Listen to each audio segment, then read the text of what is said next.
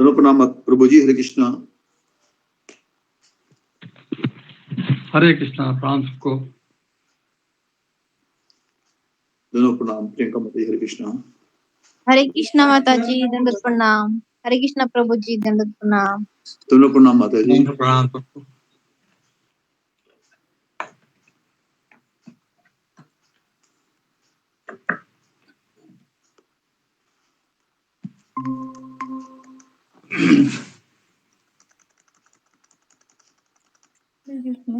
हरे कृष्णा। सभी भक्तों को दंडवत प्रणाम। दंडवत प्रणाम। हरे कृष्णा माता जी। दोनों प्रणाम।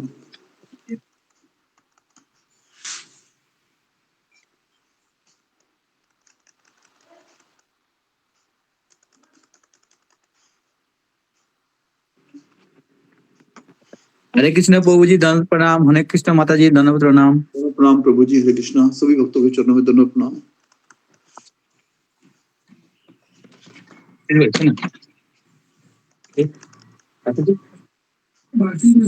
বাকি কত দেবো রে? আর বাকি নেই।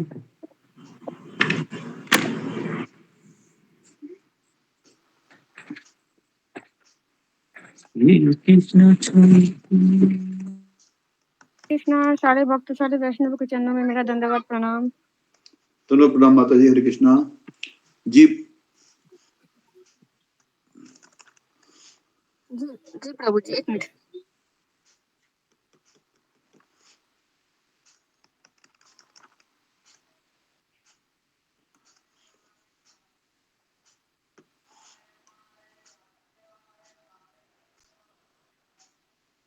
हरे कृष्णा। सभी भक्तों को दंडवत प्रणाम। हरे कृष्णा। प्रणाम सबको। दोनों प्रणाम माता जी। हरे कृष्णा जी। पूजा माता जी। दोनों प्रणाम। हरे कृष्णा। जी प्रभु जी। हरे कृष्णा। दंडवत प्रणाम। दोनों प्रणाम जी माता जी। नरसिंह आरती बोलेगा जी। हरे प्रभु जी, मैं बोलूं? माता जी आज मेरी टर्न है। आज पूजा माता जी। सुबह के सत्र में। मैंने कहा आज मेरे नहीं है ना। आपकी सुबह थी आपकी माता सुबह जी। के आप सत्र आई में। नहीं सुबह सुबह थी। जी। क्षमा कीजिए प्रभु जी। जी पूजा माता जी बोलिए। जी प्रभु जी, मैंने नरसिंह आरती। हाँ, इसलिए मेरा मिस हो गया। नमस्ते नरसिंहाय। नमस्ते नरसिंहाय।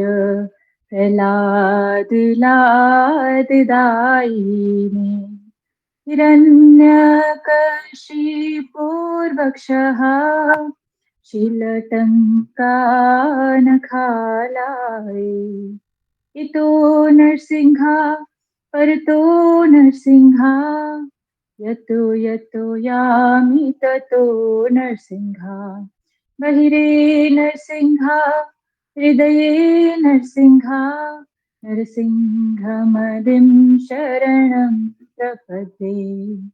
तव करकमलवरेणखा अद्भुत शृंग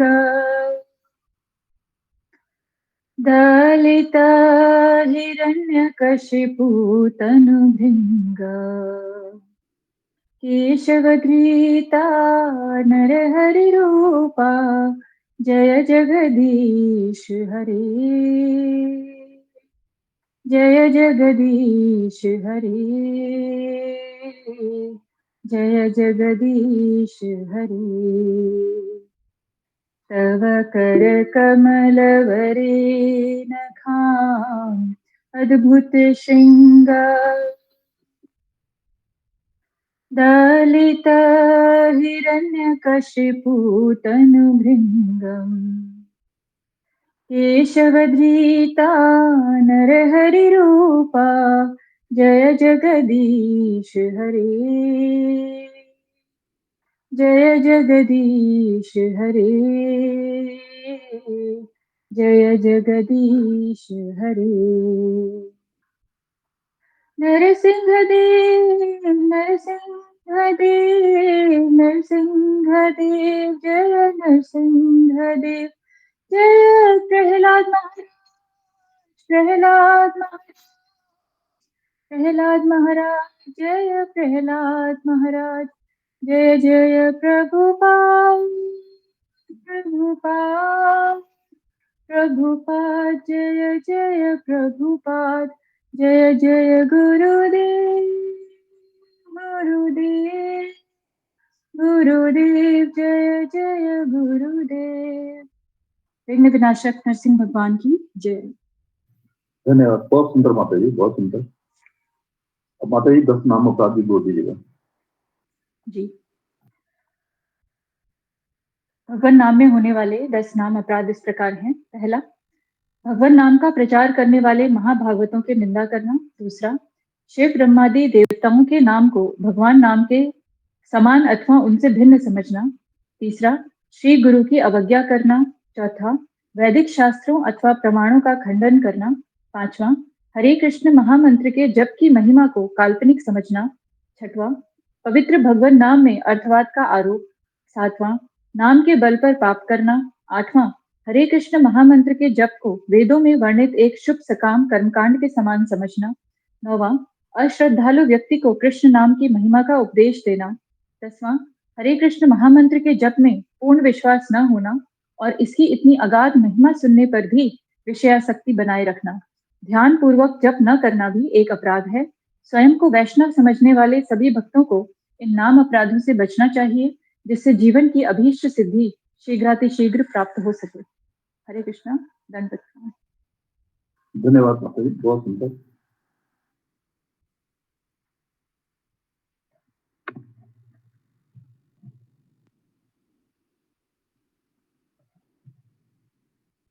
जी माता जी, कल के बारे में बता दीजिएगा। जी प्रभु जी। सभी भक्तों के और गुरु जी के चरणों में सादर प्रणाम करती हूँ, और कोई त्रुटि रह जाए तो आप क्षमा करिएगा, ये आप सबसे विनती करती हूँ। कल के सत्र में भगवत गीता के तीसरे अध्याय के श्लोक संख्या 21 और 22 पर चर्चा की गई। श्लोक 21 है, यत् यत् आचरति श्रेष्ठः तत्तत् एव इतरः जनः सह यत् प्रमाणं कुरुते लोकः तत् अनुवर्तते। अर्थात महापुरुष जो आचरण करते हैं, सामान्य व्यक्ति उसी का अनुसरण करते हैं। इसे समझाने के लिए गुरुजी ने प्रभुपाद के 2 प्रसंग सुनाए। पहला प्रसंग था कि जब राधानाथ स्वामी महाराज जी वृंदावन में रह रहे थे, तब कई भक्तों ने यह कहकर उनकी निंदा की कि वो प्रचार करने के स्थान पर समय व्यर्थ गवा रहे हैं। लेकिन जब प्रभुपाद उनसे मिले तो उन्होंने बड़े प्रेम से महाराज जी के बालों पर हाथ फेरते हुए कहा कि वृंदावन बहुत सुंदर स्थान है और तुम बहुत भाग्यशाली हो जो यहाँ पर रह रहे हो।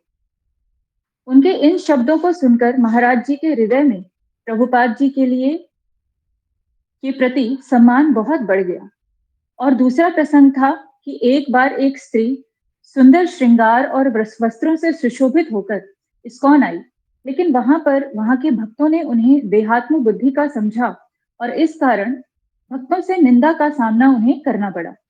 वहां से जाते हुए उन स्त्री ने प्रभुपाद से मिलने का विचार किया, और जब वो प्रभुपाद से मिलने गई तब प्रभुपाद ने उनको सराहा, उनके वस्त्रों और व्यक्तित्व की सराहना की और इस बात से प्रसन्न होकर वो प्रभुपाद के प्रति समर्पित हो गई। इन दोनों ही प्रसंगों से ये सीखने को मिलता है कि एक महापुरुष सभी प्रकार के व्यक्तित्वों को प्रेम से स्वीकार करने की, उनकी सराहना करने के गुणों को धारण करता है। वो भिन्नता में भी एकता को ढूंढ पाता है, उन्हें प्रेम दे पाता है, और यही कारण था कि विश्व के हर एक कोने से प्रभुपाद को बिना किसी भेदभाव के प्रेम मिला। क्योंकि स्वयं प्रभुपाद ने स्त्री पुरुष, काले गोरे, गरीब अमीर, मालिक या नौकर के बीच कभी कोई भेद नहीं किया। उन्होंने सबको एक दृष्टि से देखा और अपने आप को उन सबका सेवक कहते हुए मुक्ति का मार्ग दिखाया। और यही अर्थ इस श्लोक का भी है कि शिक्षा देने से पहले एक नेता, पिता और शिक्षक को सही आचरण प्रस्तुत करना चाहिए, तभी वो दूसरों में भी परिवर्तन ला सकता है। इसीलिए उन्हें धर्म और शास्त्रों का ज्ञान होना जरूरी है। श्लोक संख्या 22, न मे पार्थ अस्ति कर्तव्यम त्रिषु लोकेषु किंचन न अनवाप्तम अवाप्यम्य वर्ते एव च कर्मणि। भगवान कहते हैं कि मुझे किसी वस्तु की आवश्यकता नहीं है, न मुझे किसी कर्म को करने की आवश्यकता है, फिर भी मैं अपने सभी कर्मों को पूरी श्रद्धा के साथ करता हूँ। तात्पर्य में गुरुजी समझाते हैं कि भगवान सब कुछ नियंत्रण करने वाले हैं। वो अपनी किसी भी इंद्रिय से कोई भी कार्य कर सकते हैं। वो आत्मा राम है, लेकिन केवल अपने भक्तों को आनंद देने के लिए वो इस पृथ्वी पर आते हैं और अपने उदाहरण से सिखाते हैं कि भगवान का भजन करने के नाम पर अपने कर्तव्यों का त्याग कर देना सर्वथा गलत है। अपना कर्तव्य समझकर अपने सभी कर्मों को करना और धीरे धीरे निस्वार्थ प्रेम के स्तर तक पहुंचने का प्रयास करते रहना ही कृष्ण भावनामृत का उद्देश्य भी है और सार भी। मैंने इतना ही लिखा है प्रभु जी, कोई गलती हो गई तो क्षमा कर दीजिएगा। हरे बहुत कृष्ण। सुंदर माता जी, धन्यवाद, बहुत सुंदर। हरि बोल माता जी, हरि बोल। सही भक्तों के चरणों में हरि कृष्ण के भक्तों को हरे कृष्ण प्रणाम प्रभु जी दंडवत प्रणाम। हरे कृष्ण हरे कृष्ण चलो प्रणाम गुरु जी, हरे कृष्ण। हरे राम हरे कृष्ण हरे गुरु कृष्ण जी, श्री राम हरि कृष्ण गुरु जी दंडवत प्रणाम। पढ़ते हैं। हरे कृष्णा गुरु जी, दंडवत प्रणाम। सभी भक्तों को दंडवत प्रणाम। ओम अज्ञानतिमिरन्धस्य ज्ञानाञ्जनशलाकया चक्षुरुन्मीलितं येन तस्मै श्री गुरुवे नमः। जय श्री कृष्ण चैतन्य प्रभु नित्यानंद श्री अद्वैत गदाधर श्रीवासादि गौर भक्त वृंद।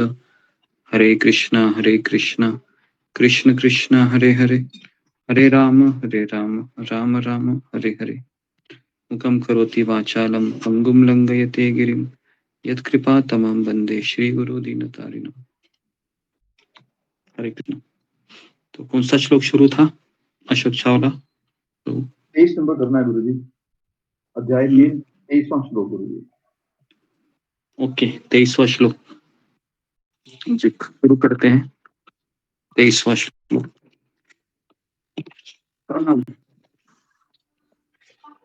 सब लोग आने के बाद ना एक अनाउंसमेंट कीजिए अशोक चावला प्रभु, है ना। 3 बजे का क्लास रहेगा, तो कल से हम 3 सवा 3 बजे ही लिंक लॉक कर देंगे। जितने भक्त आएंगे उन्हीं को कंटिन्यू करेंगे, ठीक है जी गुरु जी। तो ताकि वो अच्छा बना रहे ना, क्योंकि सब लोग 4 बजे तक भी आते रहते, तो ऐसा नहीं होना चाहिए। क्रमांक 20, 21, 22, 23 है। ओके। भगवत गीता अध्याय 3 श्लोक क्रमांक 23। यदि हि अयं वर्तेयं जातु कर्मणि अतन्द्रितः मम वर्त्म अनुवर्तन्ते मनुष्याः पार्थ सर्वशः। यदि हि अहं न वर्तेयं जातु कर्मणि अतन्द्रितः मम वर्त्म अनुवर्तन्ते मनुष्या पार्थ सर्वशः। क्योंकि यदि मैं नियत कर्मों को सावधानी पूर्वक न करूं, तो हे पार्थ यह निश्चित है कि सारे मनुष्य मेरे पथ का ही अनुगमन करेंगे। तो प्रभुपाद जी लिख रहे हैं अनुवाद में, अगर भगवान कहते हैं कि मैं स्वयं नियत कर्मों को सावधानी पूर्वक न करूं, तो हे पार्थ निश्चित है कि सारे मनुष्य मेरे ही मार्ग का अनुगमन करेंगे। तात्पर्य तो जी, तो इसका तात्पर्य बहुत छोटा है, तो शुरू करते। तो तात्पर्य में प्रभुपाद जी लिखते हैं कि आध्यात्मिक जीवन की उन्नति के लिए एवं सामाजिक शांति में संतुलन बनाए रखने के लिए कुछ परंपरागत कुलाचार है जो प्रत्येक सभ्य व्यक्ति के लिए होते हैं। ऐसे विधि विधान केवल बद्ध जीवों के लिए नहीं, भगवान कृष्ण के लिए नहीं, लेकिन क्योंकि वे धर्म की स्थापना के लिए अवतरित हुए थे। तो अनुवाद में भगवान कहते हैं कि मैं नियत कर्मों को सावधानी पूर्वक न करूं तो सारे मनुष्य मेरे ही मार्ग का अनुगमन करेंगे। तो भगवान कृष्ण इसलिए कह रहे हैं क्योंकि जो छोटा आदमी होता है, छोटा आदमी का अर्थ है कि प्रजा होती है, वह राजा को फॉलो करती है। और राजा अगर फाइनेटिक हो, फाइनेटिक का अर्थ है कि राम भरोसे, है ना, जो भी होगा राम भरोसे, तो ऐसा वाला वो रोल मॉडल नहीं हो सकता है। तो भगवान कहते हैं कि मुझे कोई भी कार्य करने की आवश्यकता नहीं है, हालांकि मैं आत्माराम हूं, मुझे किसी की आवश्यकता नहीं है, मैं अपने में खुश हूं, फिर भी मैं क्या कर रहा हूं, मेरे सारे नियत कर्म कर रहा हूं। जैसे भगवान जब इस धरा पर अवतरित हुए थे तो देवकी के गर्भ से वो अवतरित हुए, तो वसुदेव जी क्षत्रिय थे, बराबर है, तो एक तरीके से वो क्षत्रिय के लड़के थे। लेकिन जैसे वृंदावन गए तो उन्होंने कौन सा आश्रम अपनाया, वैश्य का, है ना। वैश्य मतलब जो गाय का दूध निकालते हैं, खेती करते हैं। तो भगवान कौन सा कार्य करते थे वृंदावन में, गाय बकरे, है ना, भैंस भी होती थी, लिखा तो नहीं है, लेकिन उनको भी चराने लेके जाते थे भगवान। कितनी गायें होती थी नंद महाराज के पास, तो 9 लाख गायें होती थी, बराबर है। क्या हम संभाल सकते हैं 9 लाख गायों को? अगर आपको दिए जाएंगे, सुबह से लेके जाना, शाम को लेके आना, 9 लाख में से 1 लाख गायब हो जाएगी शायद। 9 लाख में से 1 लाख गायब हो जाएगी, 50,000 कहीं दूसरे के घर में चली जाएगी, है ना। बाद में काउंटिंग करोगे तो 9 लाख नहीं होगी, बराबर है। तो 9 लाख गायों को लेके जाते थे भगवान कृष्ण, है ना। और भगवान कृष्ण उनको कैसे वापस लेके आते थे, केवल एक बांसुरी बजाते थे।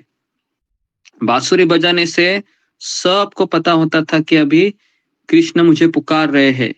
तो ऐसे दौड़ के आते थे वो, जैसे बच्चा माँ के पास दौड़ के आता है।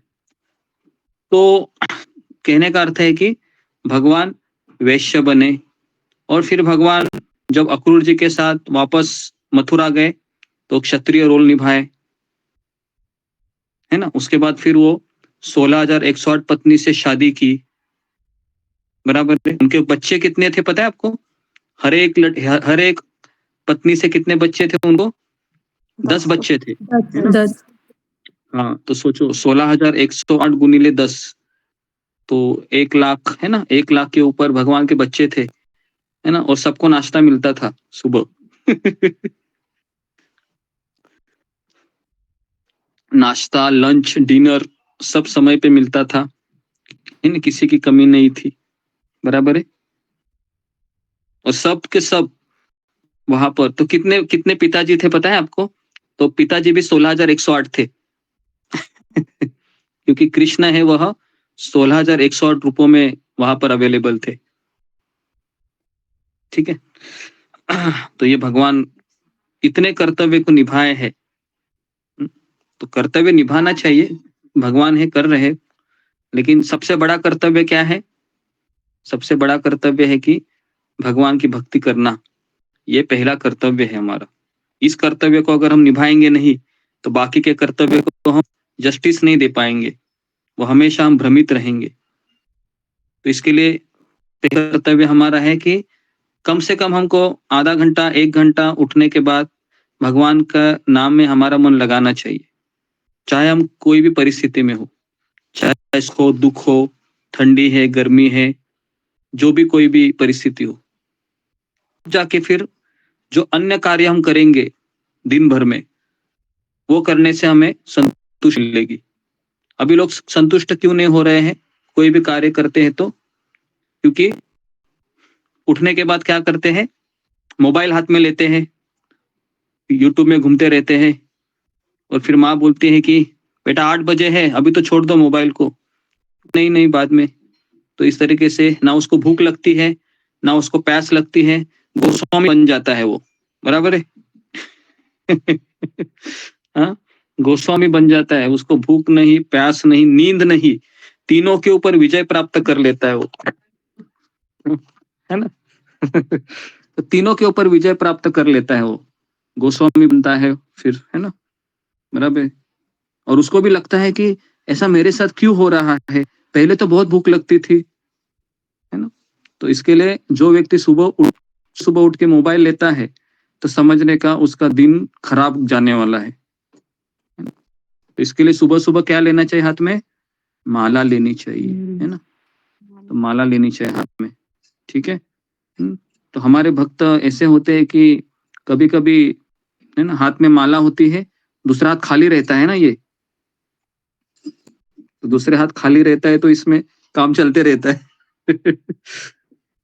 हाँ, चलते रहता है कभी कभी, क्योंकि माला में तो मन नहीं लग रहा है, तो मन किस में लग रहा है, मोबाइल में।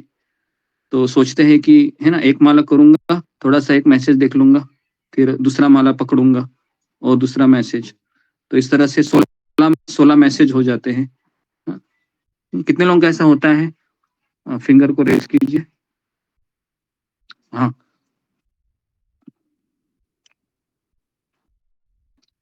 कोई नहीं कर रहा है आश्चर्य है।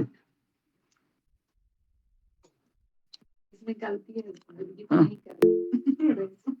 ओके, एक ही व्यक्ति प्रामाणिक है, देव कुमार प्रभु, धन्यवाद आपका, है ना, क्योंकि मुझे पता है इतना हम मन के ऊपर नियंत्रण नहीं है कि आप 1.5 घंटे में मोबाइल लेना उठाए।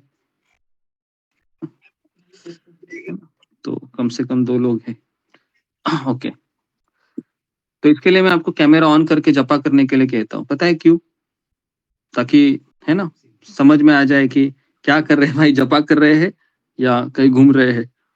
तो इसके लिए कैमरा ऑन करना कंपलसरी है, जपा में हो या कथा में हो, क्योंकि जैसे ही कैमरा ऑफ होता है तो आप क्या समझते हो अपने आप को, मैं फ्री हूं, अभी मुझे कोई देख नहीं रहा है ना। कैमरा ऑन रखने से क्या होता है, आपको पता है इधर 100 लोग आ रहे हैं और हमें कोई नहीं देख रहा होता है, लेकिन सबको लगता है सब मुझे ही देख रहे हैं।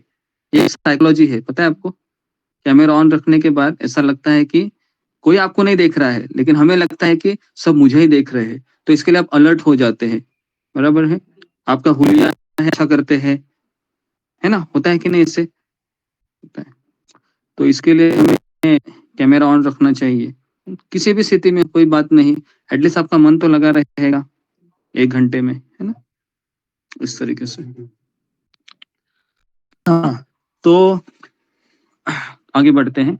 तो भगवान कह रहे हैं कि नियत कर्म करना जरूरी है। तो भगवान के लिए नियत कर्म करना क्यों जरूरी है, क्योंकि भगवान एक रोल मॉडल है ना, हम सब भगवान को फॉलो करते हैं, तो भगवान को करना जरूरी है। लेकिन अगर कोई सामान्य व्यक्ति है, तो अगर वो शायद नियत कर्म के केवल भक्ति भी करेगा तो भी उससे समाज में कुछ प्रॉब्लम नहीं होगा। लेकिन अगर हम बड़ी पोजीशन पे है, लीडर पोजीशन पे है, तो हमें सारी चीजें करनी पड़ती है, हमारे नीचे काफी लोग हैं जो हमें देख रहे हैं। लेकिन एक साधारण आदमी है, अगर वो भक्ति करेगा, केवल नियत कर्म नहीं भी करेगा, तो भगवान एक श्लोक में कहते हैं भागवतम में कि उसमें कोई भी नहीं है। कोई अगर भक्ति ही करेगा, नियत कर्म नहीं करेगा, और अगर उसका पतन भी हो जाता है मान लो कुछ सालों के बाद, तो भी वह भक्ति में अगले जन्म में कंटिन्यू करेगा।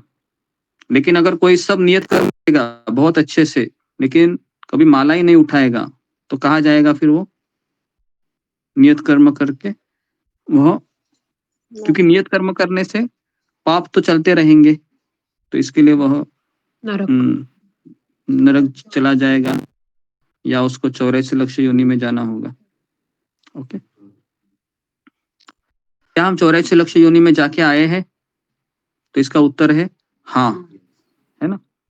तो आप ऐसा मत सोचिए कि मैं एक्सेप्शनल हूँ करके, है ना, मैं तो कभी गया नहीं, ये तो सब उन लोगों के लिए है जो माला जप नहीं करते हैं। हम सभी लोग जाके आए हैं, बराबर है। हम जब रास्ते पर जानवरों को देखते हैं तो हमें लगता है कि अरे इतना है, ये बिल्ली है, मैं तो मनुष्य हूँ, लेकिन ऐसा नहीं है, हम सब लोग ये सब क्या है ना। तो तात्पर्य में प्रभुपाद लिखते हैं कि आध्यात्मिक जीवन की उन्नति के लिए एवं सामाजिक शांति संतुलन बनाए रखने के लिए कुछ परंपरागत कुलाचार है। तो सामाजिक शांति में संतुलन बनाए रख अर्थ है कि हमें ऐसे कार्यों को अपनाना चाहिए जिससे समाज में शांति बनी रहे। तो प्रभुपाद कहते हैं कि अगर हम समाज में शांति बनाए रखनी है तो हर एक मनुष्य ने ये समझना चाहिए कि मैं भगवान का सेवक था, मैं भगवान का सेवक हूँ और मैं भगवान का सेवक रहूंगा।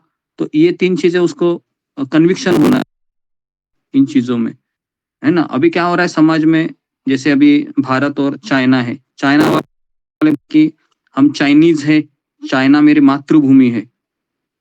तो इसके लिए अगर वो लड़ेगा और भारतीय सैनिक को मारेगा, है ना, तो वो सोचेगा मैंने मातृभूमि के लिए किया है, और भारतीय व्यक्ति कहेगा कि मैंने अपनी मातृभूमि के लिए किया है। बराबर है। हम सबकी मातृभूमि क्या है? तो हमारी सबकी मातृभूमि है भगवान का धाम, वो हमारा मातृभूमि है। तो वहां पर हमको जाने का प्रयास करना चाहिए। एक दूसरे को मार के क्या होने वाला है? कुछ नहीं होने वाले, समाज में शांति नहीं बनी रहेगी। तो प्रभुपाद हमेशा यही कहते हैं कि अगर हम भगवान को अपने जीवन में धारण करेंगे, जो सबके पिता है, गीता के अनुसार भगवान गीता में कहते हैं माता, है ना, पितामह से जगतो माधाता पितामह। भगवान कहते हैं मैं ही पिता हूँ, मैं ही माता हूँ, है ना। ऐसे नहीं केवल भारतीय लोगों की माता हूँ मैं, ऐसा क्या भगवान गीता में केवल इंडियन लोगों को ही गीता लागू होती है, अमेरिकन, अफ्रीकन, चाइनीज ये लोग उसमें नहीं आते, ऐसा है नहीं। तो हर एक जीवात्मा को, है ना, भगवान का ही वो अंश है, चाहे वो अफ्रीकन हो, चाइनीज हो, अमेरिकन है या बंगाली है, उड़ीसा है, मारवाड़ी है, जो भी है। तो ऐसे विधि विधान केवल बद्ध जीवों के लिए है, भगवान कृष्ण के लिए नहीं। तो इसको जरा अंडरलाइन कीजिए, जितने भी नियम होते हैं ये नियम भगवान को लागू नहीं होते हैं। किसको लागू होते हैं? बद्ध जीव के लिए। बद्ध जीव कौन है? कौन है? हम सब है, हम सब है। बराबर है। क्या हम 16 माला करने से हम बद्ध जीव रहेंगे? तो इसका उत्तर है हाँ, हम बद्ध जीवी रहेंगे। आप ऐसा मत सोचिए 16 माला करने के बाद भी हम बद्ध जीवी रहेंगे, क्योंकि बद्ध जीव की मुक्त जीव तक जाने के लिए बहुत समय लगता है। अनर्थ निवृत्ति, निष्ठा, ये सारे पड़ावों को पार करना होता है। तो कभी कभी जब व्यक्ति भक्ति में आता है तो 16 माला करने के बाद को लगता है कि बद्ध जीव मतलब मैं नहीं, ये जितने लोग सुन रहे हैं ना वो लोग हैं। या अगर कोई कुछ चीजें होती है ना यहाँ पर, जैसे प्रभुपाद कुछ कहते हैं, तो कोई भी उपदेश है हमें लगता है मुझे नहीं बताया जा रहा है, ये बाकी के लोग हैं ना उनके लिए है। तो ऐसा नहीं है। जब भी बद्ध जीव की संख्या आएगी तो हमें अपने को समझना चाहिए, मैं बद्ध हूँ और बाकी के 16 लोग कौन है यहाँ पर? मुक्त जीव है। लेकिन हम उल्टा सोचते हैं, हम सोचते हैं मैं अकेला मुक्त हूँ, बाकी सब बद्ध है। तो हमारा भौतिकतावादी मन इस तरीके से, है ना, हमें बता। कौन मुझे बताएगा कि जब भक्ति में हम पहली बार आते हैं सत्संग में तो हमें बहुत आनंद लगता है, और फिर महीने के बाद, कुछ साल के बाद ऐसा क्यों लगता है कि अभी कोई आनंद नहीं आ रहा है? कौन बता? फिंगर को रेज कीजिए।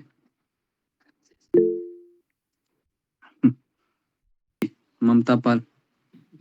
हरे कृष्णा गुरु जी दंडवत प्रणाम। गुरु जी पहले पहले जब आते तभी हम खुद को ऐसा पति समझते, ऐसा समझते कि ये सब महान है, सबको सब कुछ आ रहा है, गीता पढ़ने आ रहा है, भजन गाने से आ रहा है, मुझे तो कुछ भी नहीं आ रहा है, ऐसा सोचते। लेकिन धीरे धीरे हम जब ऐसा भजन सीखते हैं, गुरु की कृपा से वो सिखाते हैं, अच्छे से हमें शिक्षा देते हैं, सुनते हैं, भगवत गीता जानने को हो रहा है, तो इसमें हमारे थोड़े थोड़े मन में ना ऐसा अहंकार टाइप का आ जाता था कि हमें भी लगता है कि नहीं मुझे भी आता है तो सब कुछ, मैं भी अच्छा भजन कर लूँ, मैं भी अच्छा गीता पढ़ लेती हूँ, ऐसा अहंकार आ जाते हैं। तो तभी धीरे धीरे हमारे मन में इच्छा का ये हो जाते कि सबको अच्छा, मतलब सबको हम पहले अच्छे बोलते थे, अभी सब कम बोलते, अभी मैं भी अच्छी हूँ तो सभी अच्छे हैं, तो मैं कहाँ कम हूँ, थोड़ा बहुत इसमें फर्क हो जाते पहले। जी जी, ओके, वेरी गुड। तो ये अच्छा उत्तर दिया है ममता पाल माता जी ने, कि हम जब भक्ति में पहली बार आते हैं तो हमें लगता है कि मैं अकेला ही सेवक हूँ, सब मालिक है, और जब 1-2 महीना हो जाता है तो हमें लगता है कि मैं अकेला ही मालिक हूँ, बाकी सेवक है। ऐसा ही होता है, थोड़ा बहुत तो होता ही है ना, थोड़ा थोड़ा तो हम जब के उत्तर देते हैं या फिर एकदम कंसिस्टेंसी दिखाते हैं, रोज प्रोग्राम में आते हैं, लगता ही है कि कि मैं अभी भक्त बन गया हूँ, है ना। तो ये जितने भी गीता बताई जा रही है ना, जो गुरुजी बता रहे हैं, ये हमारे लिए नहीं, हमने 3 बार गीता हो गए, बहुत पुराने भक्त हैं हम, ये भी जो नए नए ज्वाइन हुए ना उनके लिए।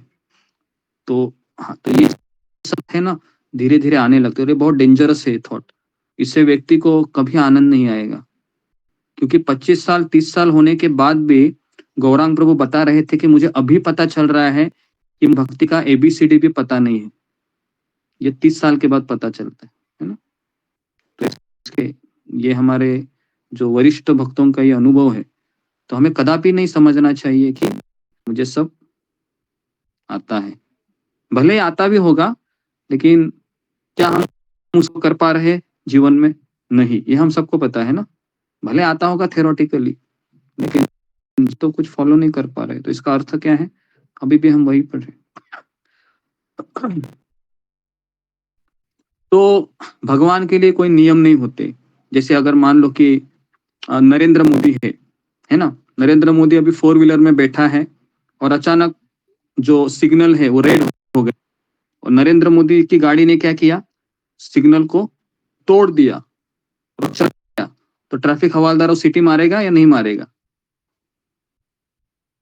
नहीं मारेगा, सिटी नहीं मारेगा। क्यों नहीं मारेगा? किसकी गाड़ी है? नरेंद्र मोदी की, है ना, बराबर है ना, नरेंद्र मोदी की गाड़ी। उल्टा वो सैल्यूट मारेगा ऐसे गाड़ी को, सिग्नल तोड़ने के बाद भी सैल्यूट मारेगा वो। क्यों मार रहा है? वो नरेंद्र मोदी, उसके लिए नियम नहीं है ना, बराबर है। लेकिन अगर गाड़ी चला के सिग्नल तोड़ेंगे तो जो से सिटी मार के फाइन भरवाएगा, है ना। समझ में आ रहा है आपको? नियम भगवान के लिए क्यों नहीं है? भगवान के ऊपर बहुत जिम्मेदारी है। नरेंद्र मोदी का हर एक क्षण है वो महत्वपूर्ण है, इसके लिए नहीं होते उसके, क्योंकि उसकी गाड़ी क्यों चल रही है? दूसरों के लिए चल रही है ना, दूसरों की सेवा के लिए चल रही है। हमारी गाड़ी क्यों चल रही है? अपनी सेवा के लिए चल रही है। तो इसके लिए हमको नियम फॉलो करने पड़ेंगे।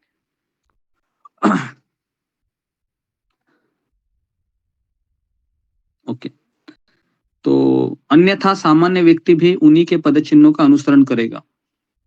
अगर तो भागवत में यह ज्ञात होता है कि कृष्ण अपने घर में तथा बाहर गृहस्थोचित धर्म का आचरण करते हैं। जैसे मैंने आपको बताया कि भगवान भी थे, तो भगवान भी शादी थे, भगवान के भी बच्चे होते थे, और भगवान बच्चों का देखभाल भी करते थे, है ना। भगवान जब पत्नी बोलती है कि मुझे कोई गिफ्ट चाहिए, कौन सा वाला वो है? कौन सी पत्नी थी जो जिन्होंने भगवान को कहा कि मुझे ये चाहिए, लाके दो जरा, वो थी सत्यभामा। तो पार्वती भी थी। हाँ, माइक को बंद कीजिए, है ना, सत्यभामा जी। तो आपको पता है ना, भगवान की एक पत्नी थी सत्यभामा। तो सत्यभामा ने कहा कि मुझे क्या चाहिए? पारिजात चाहिए। तो भगवान ने उसको कहा कि तुम भौतिक जगत में रह रही हो, तुम्हें भौतिक जगत की कोई चीज नहीं मांगनी चाहिए, है ना, सिंपल रहना चाहिए। भगवान ने ऐसा बोला? सत्यभामा को नहीं बोला। सत्यभामा की जिद के मारे वो चले गए और इंद्र के साथ युद्ध किए। तो कहने का अर्थ है कि भगवान भी, है ना, ऐसे धर्म का आचरण करते हैं जब वो पति का रोल निभाते हैं। ठीक है, तो इसमें किसी का प्रश्न जो अभी तक चर्चा की है तो फिंगर को रेज कीजिए। जी, शिखा दुबे। हरे कृष्ण गुरुजी, दंडवत प्रणाम। गुरुजी, जब भगवान फैमिली का इच्छा पूरा करते हैं तो फिर आम इंसान को भी तो वही सोचे ना, तो उन्हें भी तो अपने फैमिली की इच्छा पूरी करनी चाहिए। अगर हो सकता है तो, नहीं हो सकता है तो उसमें कोई जिद नहीं है। भगवान ने और भी चीजें की थी, है ना, केवल पारिजात नहीं लाया था, है ना, और भी चीजें भगवान ने, पारिजात ही नहीं लाया था। तो वो भी पता होना चाहिए हमें, है ना। हम एक जगह बैठ जाते हैं। ओके, तो ये नहीं भी समझना चाहिए। सब बातों के लिए। हाँ, तो कुछ कुछ चीजें करनी चाहिए, कुछ नहीं भी करनी चाहिए, लेकिन भगवान तो ये भी तो गीता में कहते हैं ना कि हमें माला भी करनी चाहिए, है ना, भक्ति भी करनी चाहिए। तो केवल पारिजात की तरफ हम नहीं देखना सकते हैं, क्योंकि भगवान ने गीता में और भी चीजें कही हैं। ठीक है जी, ओके। किसी का प्रश्न? पूजा डिमरी, तुम्हारा प्रश्न था? जी, दंडवत प्रणाम। हरे कृष्ण। गुरु जी, अभी आपने कहा ना कि जैसे अगर कोई छोटा आदमी है तो वो अगर नियत कर्म नहीं भी करेगा तो भी चलेगा, लेकिन अगर वो माता या पिता है तो उसे तो अपने बच्चों के सामने ऐसा उदाहरण प्रस्तुत करना ही पड़ेगा कि उसे अपने कर्तव्यों का पालन अच्छे से करना हो, तो उसे भी अपने नियत कर्म तो अच्छे से करने ही चाहिए। जी जी, हाँ, वेरी गुड। तो ये तीन है, कल हमने चर्चा की थी कि पिता, शिक्षक और नेता। तो ये तीन बेसिकली ना होने के कारण इनको एग्जाम्पल एटलीस्ट घर में रखने के लिए उसको करना ही पड़ता है कि वो सुबह जल्दी उठे और अच्छा आचरण करे घर में। कभी कभी क्या होता है कि माँ माला भी करती है और या पिता माला करता है और घर में कर्म होते हैं, तो फिर बच्चा भी सोचता है कि भक्ति करने से ये क्या हो रहा है घर में, है ना। तो इसका भी एक बहुत बड़ा प्रभाव घर के ऊपर पड़ सकता है। तो इसलिए जो हम माला करते हैं तो हम बहुत सावधानी पूर्वक हमें घर में आचरण करना जरूरी होता है। तो ये एक चीज होती है, तो ये पॉइंट है।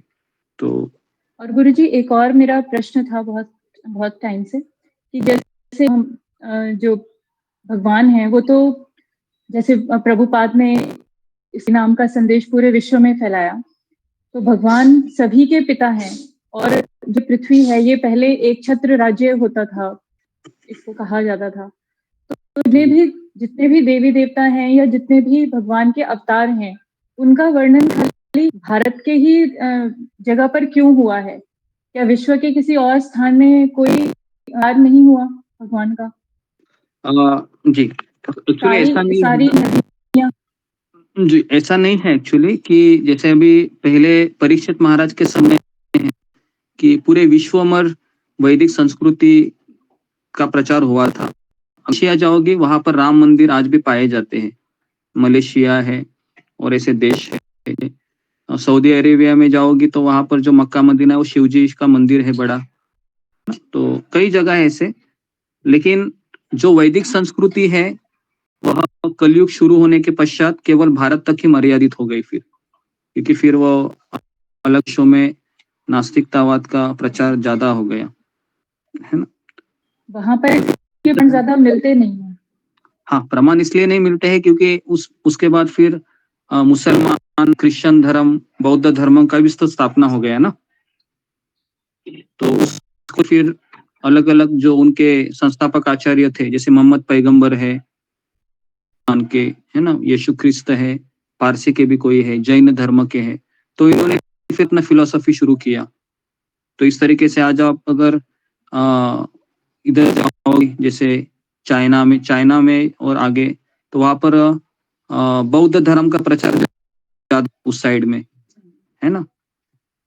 तो और अगर दूसरे जगह जाओगे मिडिल ईस्ट में, तो धर्म का प्रचार वहां पर ज्यादा हो गया, है ना। भारत में है और नेपाल से जगह है जहां पर अभी हिंदू धर्म है। तो धर्म का कभी हो गया जब भगवान 5000 साल पहले चले गए और फिर ये आ गया, फिर वो प्रसार हो गया अमेरिकन यूरोप में, पूरा वैदिक संस्कृति चली गई, फिर बौद्ध धर्म आ गया, है ना, फिर मुसलमान धर्म आया। तो इसलिए भी हो रहा है। ठीक है, हरे कृष्ण। तो ओके, और किसी का प्रश्न नहीं है? आगे बढ़ते। देखिए, जितने भी भक्त आए हैं उनको एक सूचना है कि हमारा क्लास 3 बजे शुरू होता है। तो अब बेटर है कि आप 3 बजे तक, 3:15 बजे मैक्सिमम लॉग इन कीजिए, है ना। आप बीच में आएंगे तो आपको कुछ पता ही नहीं चलेगा कि क्या हो रहा है करके। आपके बच्चे भी हैं, मान लो कि स्कूल का पीरियड में बीच में जाते हैं, तो टीचर लेंगे क्या उसको? शायद एक बार भी लेंगे, लेकिन कंटिन्यू नहीं लेंगे। तो जो है ना, तो आप समय पे आएंगे तो आपका ही लाभ होगा इसमें, तो आप समय पर आने की कृपा करें। श्लोक क्रमांक 24 जी। तो अशोक चावड़ा प्रभु इसका अनुवाद पढ़िए और एक तात्पर्य पढ़िए। जी गुरु जी। उचिदेयो इमे लोकानां कुर्यां करम चेत अहम ते च कर्ता श्याम उपान्यम इमा प्रजा। यदि नियत कर्म मैं करूं तो ये सारे लोग नष्ट हो जाएंगे, तब मैं जन समुदाय ये कि वर्ण संकट को उत्पन्न करने का कारण हो जाऊंगा और इस तरह संपूर्ण शांति का विनाशक बनूंगा। जी गुरु जी। पैराग्राफ पढ़िए। वर्ण संकट अवांछित जन समुदाय है जो अन्य समाज की शांति को भंग करता है। इस सामाजिक अशांति को रोकने के लिए अनेक विधि हैं जिनके द्वारा स्वतः की जनता आध्यात्मिक प्रगति के लिए शांत तथा सुव्यवस्थित हो जाती है। जब भगवान कृष्ण अवतरित होते हैं तो स्वाभाविक है कि वे ऐसे पूर्ण कार्यों को की प्रतिष्ठा तथा अनिवार्यता बनाए रखने के लिए इन विधि विधानों के अनुसार आचरण करते हैं। भगवान समस्त जीवों के पिता हैं और यदि ये जीव भ्रष्ट हो जाएं तो अप्रत्यक्ष रूप से ये उत्तरदायी उन्हीं का है। अतः जब भी विधि विधानों का अनादर होता है तो भगवान स्वयं समाज को सुधारने के लिए अवतरित होते हैं। किंतु हमें ध्यान देना होगा कि यद्यपि हम भगवान के पद चिन्हों का करना है तो भी हम उनका अनुकरण नहीं कर सकते। अनुसरण और अनुकरण एक से नहीं होते। हम गोवर्धन पर्वत उठाकर भगवान का अनुकरण नहीं कर, जैसा कि भगवान ने अपने बाल्यकाल में किया था। ऐसा कर पाना किसी मनुष्य के लिए संभव नहीं। हमें उनका पालन करना चाहिए किंतु किसी भी समय हम उनका अनुकरण नहीं करना चाहिए। जी गुरु जी। ओके, तो यहाँ पर रुक जाइए, ठीक है। तो ये जो श्लोक है, श्लोक क्रमांक 24, ये सब भगवान बता रहे, अपने बारे में बता रहे अर्जुन को कि मैं क्यों कर्म कर रहा हूँ, क्योंकि तुम क्या बोल रहे हो, मुझे संन्यास लेना है। क्यों भगवान अर्जुन को पूछ रहे हैं सब चीजें? क्योंकि अर्जुन ने पहले सवाल किया था 3रे अध्याय में कि मुझे संन्यास लेना है, मुझे सब छोड़ के जाना है। व्यक्ति संन्यास ले सकता है, ऐसा नहीं है, क्योंकि गीता एक प्रिलिमिनरी बुक है। गीता के ऊपर किताबें है, आप ऐसा मत सोचिए कि कर्तव्य सब कुछ है। लेकिन अगर किसी को भगवान के प्रति बहुत प्रेम आया है तो संन्यास ले सकता है, लेकिन उसके लिए उसको उसके गुरु से उसको कंफर्मेशन चाहिए। यहाँ अर्जुन के गुरु कौन है? अर्जुन के गुरु कृष्ण है। तो कृष्ण जब तक उसको कंफर्मेशन नहीं देंगे, क्या वो जाते संन्यास ले सकता है? नहीं। तो इसलिए इस चीज को भी समझना चाहिए। नहीं तो कई लोग कहते हैं कि कर्तव्य ही श्रेष्ठ है, ऐसा भी नहीं है, है ना। असली कर्तव्य हमारा कुछ और ही है। सभी कर्तव्य करते हैं, लेकिन कर्तव्य के चलते हम ये सोचते हैं कि बूढ़ा होने के बाद भक्ति करेंगे, तो बुढ़ापे में होती तो है नहीं, बराबर है। और जवानी में हमने क्या किया?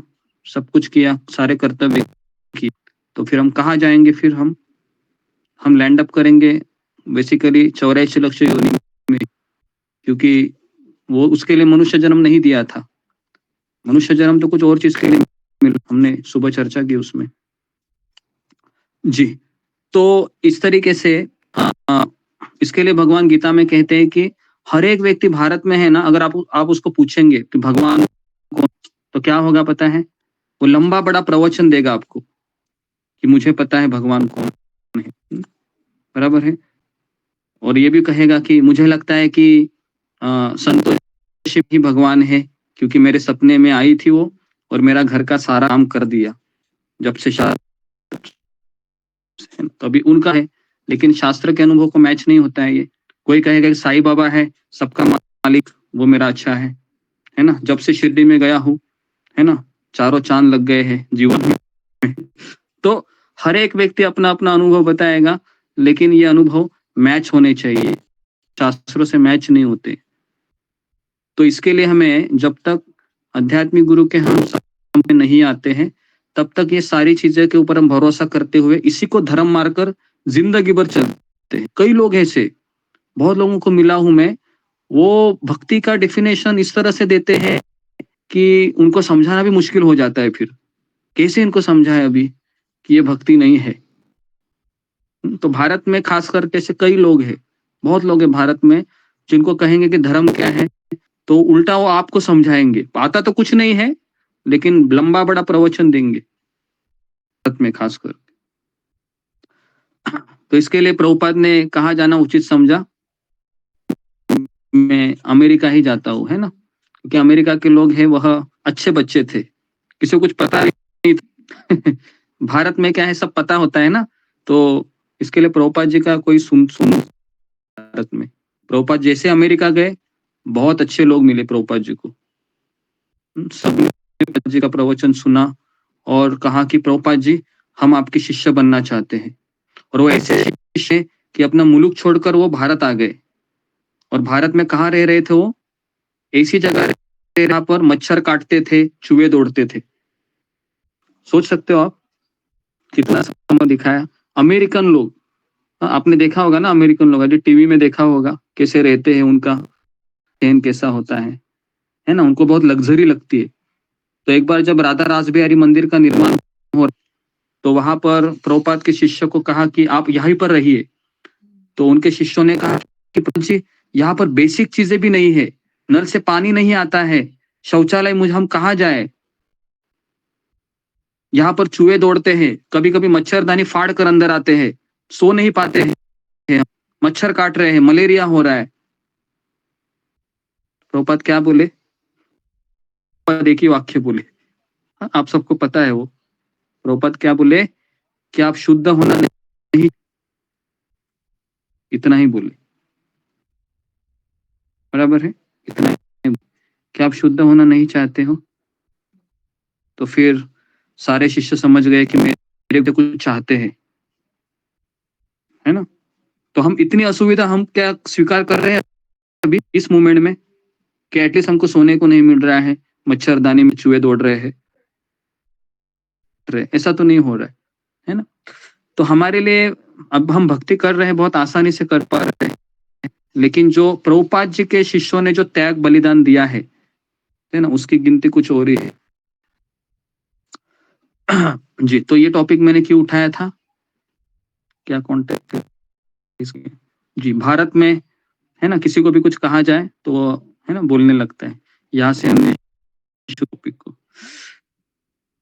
तो भगवान कहते हैं अर्जुन को कि यदि मैं नियत कर्म न करूं तो ये सारे लोग नष्ट हो, सारे लोग नहीं, लोक है। आप में क्या है, प्रिंटिंग में क्या लोग लिखा है क्या लोक लिखा है, देखिए एक बार अनुवाद में, सारे लोग नष्ट हो जाए, लोग है गुरुजी लिखा है। अरे लोग हाँ, तो लोग हो सकते, लोक लिखिए उधर, प्रिंटिंग मिस्टेक है, क्योंकि उसका अनुवाद में देखिए आप लोका करा हुआ है ना, संस्कृत का जब भाषांतर में देखिए लोक है, तो उसको आप करके लोक लिख लीजिए, लोक नष्ट हो जाएंगे, है ना, लोक नष्ट हो जाएंगे, तब मैं अवांछित जनसमुदाय को उत्पन्न करने का कारण होऊंगा। जी, तो अवांछित जनसमुदाय का अर्थ है कि वर्ण संकर, कैसे है ना, तो वर्ण संकर से संपूर्ण प्राणियों की शांति का विनाशक बनूंगा। तात्पर्य में प्रभुपाद लिखते हैं कि वर्ण संकर अवांछित जनसमुदाय है जो सामान्य समाज को भंग करता है। इस सामाजिक अशांति को रोकने के लिए अनेक विधि विधान हैं, जिनके द्वारा स्वतः ही जनता आध्यात्मिक प्रगति के लिए शांत तथा सुव्यवस्थित हो जाती है। जब भगवान कृष्ण अवतरित होते हैं तो स्वाभाविक है कि वह ऐसे पूर्ण कार्यों को प्रतिष्ठा तथा अनिर्वायता बनाए रखने के लिए इन नियमों के अनुसार आचरण करते हैं। जी, तो भगवान जब आते हैं ना, तो वो क्यों फॉलो करते हैं सब, क्योंकि हम सब लोग भगवान को रोल मॉडल देखते हैं, और अगर भगवान जैसे भगवान कृष्ण है ना, उन्होंने बहुत सारे नियम को उन्होंने एक तरीके से नहीं फॉलो किया है। जैसे एक नियम होता है कि विवाह के बारे में, है ना, उन्होंने बहुत सारे विवाह किए, बराबर है। उसके बाद फिर उन्होंने युद्ध से पलायन किया कि नहीं कृष्ण ने? जब युद्ध भूमि से पलायन किया तो डाकोर में, गुजरात में है, पता है आपको? भगवान को इसके लिए एक नाम भी दिया गया, रणछोड़ राय। तो रणछोड़ राय का मंदिर है गुजरात में। तो भगवान पलायन करते हैं, भगवान ही करते हैं। तो आप बोलोगे कि मैं भी चोरी करूं अभी कल से, तो ऐसा हो सकता है? भगवान ने भी चोरी की, भगवान ने बहुत सारी चीजें ऐसे दिखती है कि अनैतिक है ना, लेकिन वही कृष्ण ने ये गीता कही जो हम पढ़ रहे हैं। तो कई लोग भारत में इसलिए कृष्ण की पूजा नहीं करते हैं कि जो व्यक्ति चोरी करता है या भाग जाता है युद्ध भूमि में, ऐसा व्यक्ति अगर गीता कहे तो कैसे हम उसको फॉलो करें? लेकिन राम जी का रामायण देखो आप, बहुत लोग पढ़ते हैं। राम जी का कैरेक्टर कैसा था? बहुत अच्छा था, है ना। आज भी अगर चुनाव में कृष्ण और राम खड़े हो जाए भारत में, सबसे ज्यादा वोटिंग किसको मिलेगा? राम को मिलेगा, है ना। बेचारे कृष्ण वो 22 जनवरी को कुछ हो रहा था ना, वो रामचंद्र जी का इंस्टॉलेशन, तो कई ऐसे मैसेज आ जाते थे कि उसमें कृष्ण का चेहरा दिखा रहे और नरेंद्र मोदी रखते थे, और नरेंद्र मोदी बोलते थे कि अगले साल तुम्हारा भी बनाएंगे। तो क्या सोचते हैं ये, मतलब हम हमारी भावना को कैसे हम उस चित्र में लगाते हैं अजीब लगता है ये सब चीजें, है ना। सब मनगढ़ंत चीज है ऐसा हो। अरे राम और कृष्ण क्या अलग है क्या? एक ही तो व्यक्ति है। तो जिस तरीके से सबने वो पोस्टर देखा होगा ना, घूम रहा था उस समय एक जगह से जगह। तो लोग इतने भारत के स्मार्ट होते हैं ना कि अपनी मनोभावना को वो कैसे पिक्चराइज करते हैं, है ना। हमारे भक्त लोग भी उसको देखते हैं और उनको भी अच्छा लगता है वो मुझे और आश्चर्य लगता है, ठीक है। तो तो दो गलती करता है ना मनुष्य, कि भगवान को वो अपने जैसा समझता है। कि भी किसी बच्चे को पता है अगर रसगुल्ला नहीं मिला, खत्म हो गया, है ना, तो फिर उसको तो है कि नहीं कोई बात नहीं, है ना, तुम्हें नेक्स्ट टाइम मिलेगा, इस तरीके से। तो ये ऐसा भी भारत में ये सब चीजें बहुत होती है। तो भगवान है समस्त जीवों के पिता है, और यदि ये जीव पथभ्रष्ट हो जाए तो अप्रत्यक्ष रूप से ये उत्तरदायित्व उन्हीं का है। जैसे अगर बच्चा है, मान लो कि माता पिता की बात नहीं सुनता है, और बच्चा अगर सिगरेट पीता है कल जाके, तो समाज किसको दोषी ठहराएगा? माता पिता को। माता पिता को। बराबर है। तो अगर इस विश्व में शांति नहीं हो रही है तो अप्रत्यक्ष रूप से भगवान उसको अपने आप को जिम्मेदार ठहराते हैं। तो इसके लिए फिर वो समाज को सुधारने के लिए अवतरित होते हैं, क्योंकि उन्होंने ही तो ये दुनिया बनाई ना। दुनिया किसने बनाई? भगवान ने बनाई। सारे ब्रह्मांड है भगवान ने बनाए। ब्रह्मांड की संतान किसकी है? वो भी उन्हीं की है ना। अभी वो कुछ गलत कर रहे हैं तो भगवान ही जिम्मेदार एक तरीके से हो जाते हैं। फिर कृष्ण आते हैं परशुराम के रूप में, और जो अच्छे बच्चे नहीं है और काटते हैं, है ना। और कभी कभी भगवान चैतन्य महाप्रभु के रूप में आते हैं और, है ना, विनम्रता से सबको महामंत्र देते हैं, इस तरीके से। तो प्रभुपाद लिखते हैं कि अनुसरण और अनुकरण एक से नहीं होते। इसके बारे में हमने 2 दिन पहले चर्चा की, आपको याद आएगा मुझे? अनुसरण और अनुकरण क्या होता है, इसके डेफिनेशन बताइए। अनुसरण और अनुकरण किसे कहते हैं?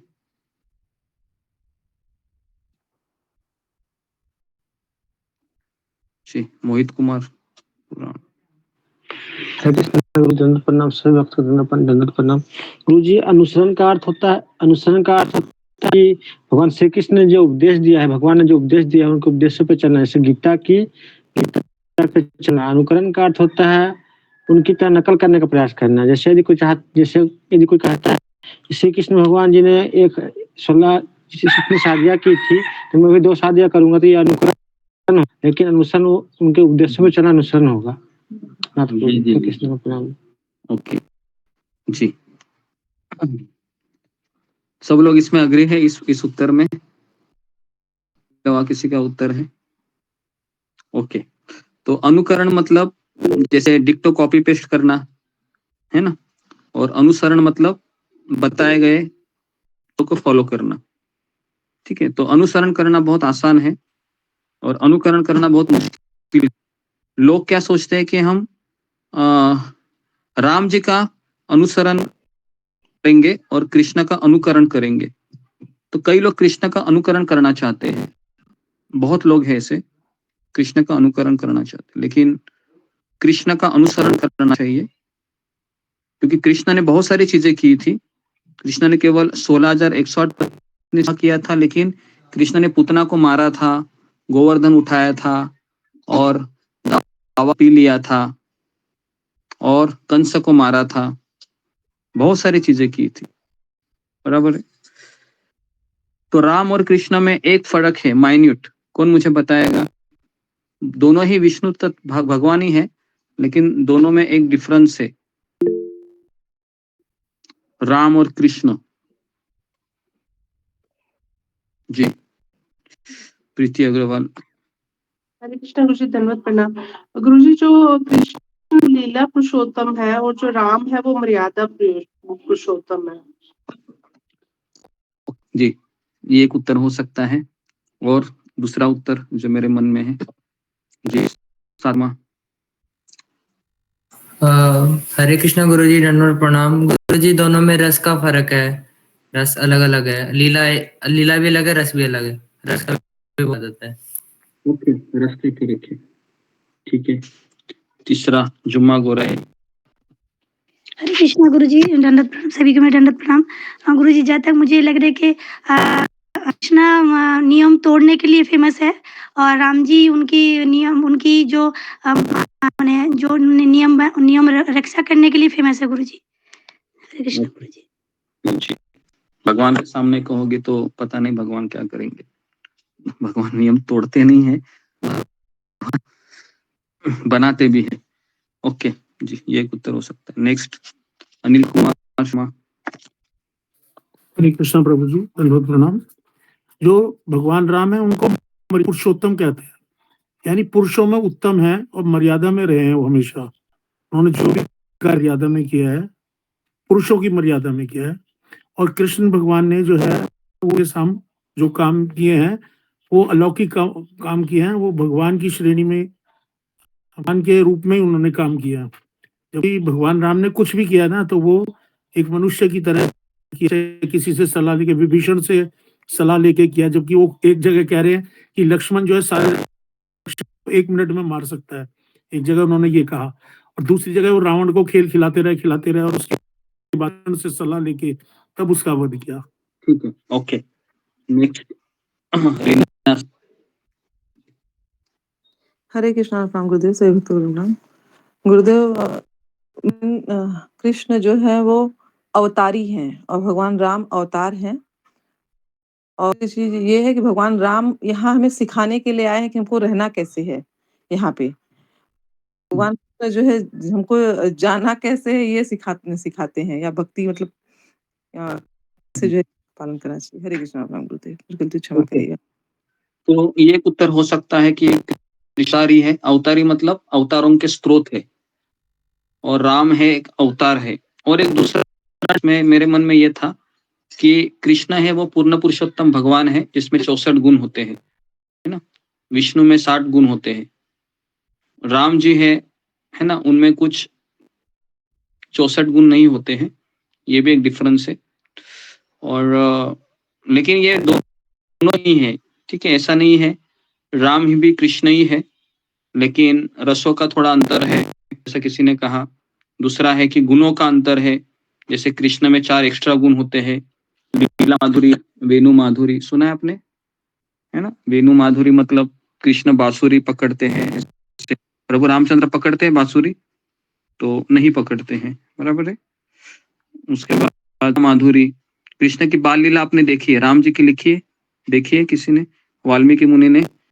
राम की लीला है इतनी नहीं है जितना कृष्ण भगवान की है ना। लीला माधुरी, वेणु माधुरी, माधुरी, राम जी का रूप और कृष्ण का रूप दोनों को देखो, देखिए आप, फर्क है।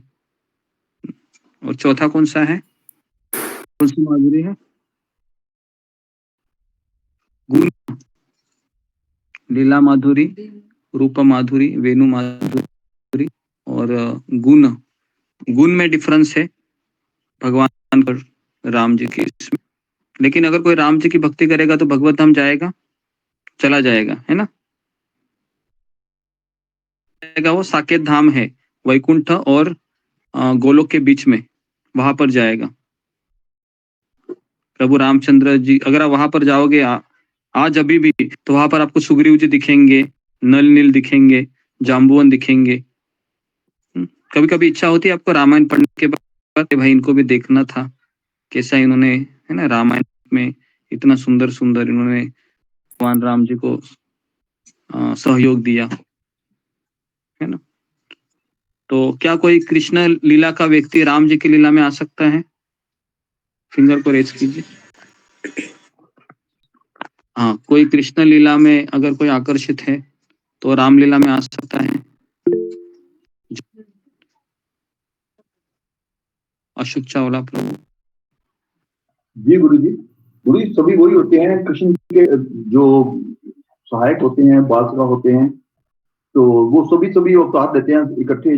जब राम रूप में आते तब डिफरेंट वैसे अवतार लेते हैं, जब कृष्ण रूप में आते तब भी अवतार लेते हैं। वो नहीं आ सकते हैं, क्या नहीं नाम है बताइए। जी जी आ सकते हैं, आ सकते हैं, ठीक है। नेक्स्ट सुजाता माता जी। आ सकते हैं। ओके, कैसे आ सकते हैं। उनको ट्रेनिंग दिया जाता है, जिसके ऊपर उनका पूछा जाता है कि उनको कहाँ पर इच्छा होता है, तो वो जो बताएंगे तो उनको ट्रेनिंग दिया जाता है वहाँ पर रामलीला पे, या ठीक है, ट्रेनिंग दिया जाता है, अच्छा है जी। नेक्स्ट सहगल। हरे कृष्णा गुरुजी, धन्यवाद प्रणाम। गुरुजी नहीं आ सकते। क्यों नहीं आ सकते। क्योंकि कृष्ण की जब हम कृष्ण के शरण में जाते हैं तो हमें पता लगता है कि हमें इस जीवन में क्या करना है, कैसे रहना है। गुरु की शरण मिलती है और हमें पता लगता है कि हमें भगवत धाम कैसे जाना है, हमारी वो मुक्ति राम जी कैसे की होगी। शरण में भी आके हो सकता है, कैसे रहना है, क्या करना, तो ये इसका उत्तर नहीं हो सकता। नेक्स्ट मीनाक्षी रावत। हरे कृष्णा गुरुजी, प्रणाम। गुरुजी आ सकते हो, और मुझे कंफर्म नहीं है, लेकिन मैंने ऐसे सुना था कि जो वानर सेना थी जिन्होंने की राम से तो वो आने में मदद किया था, तो वो कृष्ण लीला में उनके सखा बने थे, तब उन्होंने भगवान को खूब माखन, तो ऐसे मैंने सुना है, तो मुझे लगता है आ सकते हैं। कौन है वो, कौन से पात्र है जिन्होंने नाम नहीं पता। रामायण में और कृष्ण लीला में भूमिका निभाई थी। शिव जी। एक मिनट ऐसे मत आप बोलिए, है ना, फिंगर को रेज कीजिए जी। नेक्स्ट विशाल गावे। हरे कृष्ण गुरुजी, दंडवत प्रणाम। सभी भक्तों के चरणों में दंडवत प्रणाम। जी थे गुरुजी। हनुमान जी रामलीला में थे, कृष्ण लीला में हनुमान जी कहाँ थे। हनुमान जी आए थे, वो ध्वज पे पताका पे थे, वो अर्जुन के। हाँ पताका थे, लेकिन एक्टिव रोल हनुमान जी का नहीं था, वो पताका छोड़। क्षमा कीजिए। ओके, कोई बात नहीं। नेक्स्ट जी, रेखा बंडाले। हरे कृष्ण गुरुजी, दंडवत प्रणाम। सभी भक्तों को दंडवत प्रणाम। गुरुजी जो रामलीला में भी थे और वो कृष्ण लीला में भी थे, उनकी पुत्री के साथ विवाह हुआ कृष्ण का। ओके, तो ये एक उत्तर हो सकता है। जाम्बुवन है, आपको पता होगा कि जाम्बुवन ये रामलीला में थे और कृष्णा और जाम्बुवन का युद्ध भी हुआ था, अगर आपको पता होगा, है ना। तो हो सकता है राम जी की लीला में भी आ सकते हैं, कृष्ण की लीला में भी आ सकते हैं।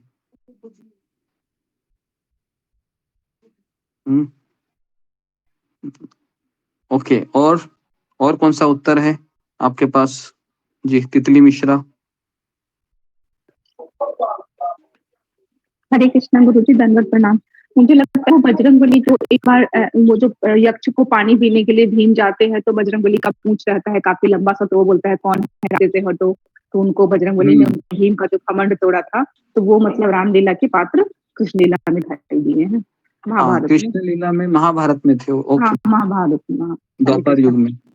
हाँ, ये हो सकता है, लेकिन वो उसमें केवल भीम जी को वो एक सबक सिखाने आए थे, तो वही एक रोल है, एक एक्टिव रोल नहीं निभाए थे। जैसे कृष्ण के साथ घूम रहे हैं, जैसे जाम्बुवन के से राम जी के साथ भी कनेक्शन था, कृष्ण के साथ भी कनेक्शन था, इस तरीके से। लेकिन अच्छा प्रयास है।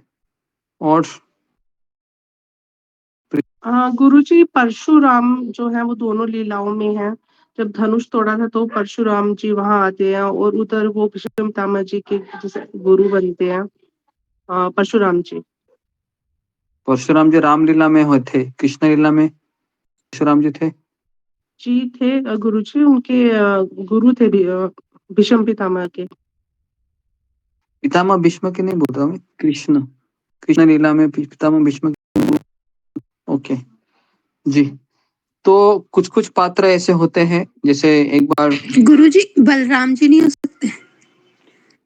बलराम जी भगवान है, भगवान की बात नहीं कर रहे हम गुरुजी वो कर्ण के भी गुरु थे ना, परशुराम। कर्ण के गुरु थे, लेकिन कर्ण ये रामलीला में नहीं था। ओके जी, तो ओके, तो सबने अच्छा प्रयास किया, धन्यवाद। थोड़ा दिमाग लगा सब लोग, अच्छा लगता है, दिमाग लगाते रहिए। ओके, तो जी, तो होती एक बार लोकनाथ स्वामी महाराज है, हमारे इस्कॉन के बहुत प्रतिष्ठित सन्यासी हैं। तो एक बार उनको प्रश्न पूछा था कि हम चैतन्य महाप्रभु की भी भक्त रहे हैं, गौर निताई की, और कृष्ण की भी भक्ति कर रहे हैं, और हम जगन्नाथ बलदेव सुभद्रा की भी भक्ति करते हैं, तो हम कहाँ जाएंगे? तो उन्होंने एक उत्तर दिया था कि अगर आप भगवत धाम चले जाएंगे तो आपके दो स्वरूप होंगे, एक स्वरूप आप कृष्ण लीला में रहेगा और दूसरा गौर लीला में रहेगा। तो इस तरह से आप अपना एक्सपांशन कर सकते हैं, तो आपको दोनों लीलाओं का आस्वादन होगा।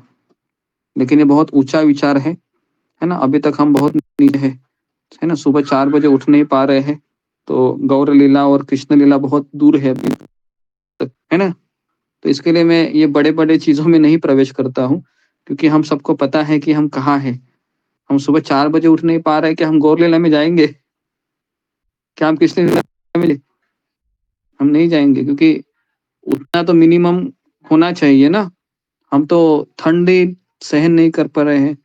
लास्ट टाइम भी हमने बताया था आपको कि कृपया करके 4 बजे उठिए, 3 सॉक्स 2 सॉक्स डालिए, है ना, पूरा अपना सर छिपा लीजिए, आंखें केवल दिखने चाहिए मुझे, है ना, सब कुछ, है ना, जितना आपको ठंडी लग रहा है कुछ तो कीजिए और आ जाइए, है ना। तो कई लोग हैं अभी, मुझे लगता है कि एक तरीके से हथियार डाल दिए लगता है जपमाला की, है ना, सुबह 4 बजे भी नहीं आ रहे। तो और मुझे दावा है, अगर आप 4 बजे नहीं आएंगे, क्योंकि आप सबका रूटीन 6 बजे शुरू हो जाता है, बराबर है, तो मुझे पता 6 बजे उठेगा, माला ही नहीं करेगा तो एकदम ध्यान ही नहीं है, पता नहीं है, और उस माला से उसको भी अच्छा नहीं लगेगा, क्या मेरी माला है। और कभी कभी व्यक्ति है ना, मार्गदर्शन नहीं लेता है, तो वो अपने आप ही सोचता है कि मेरे में 16 माला करती थी, 8 पर आ गई, 4 पर आ गई, 2 पर, और फिर वो छोड़ता है कि शायद कृष्ण की इच्छा ही नहीं है कि मैं माला करूं, कृष्ण के ऊपर जा डाल के वो भाग जाता है। तो ऐसा भी होता है फिर, कि बहुत आसान होता है ना, कृष्ण की इच्छा है, लगता है मैं माला ना करूं, क्योंकि मैंने तो बहुत प्रयास किया, कृष्ण ठंड तो खम नहीं करेंगे, है ना। तो तो मैं कैसे उठूं?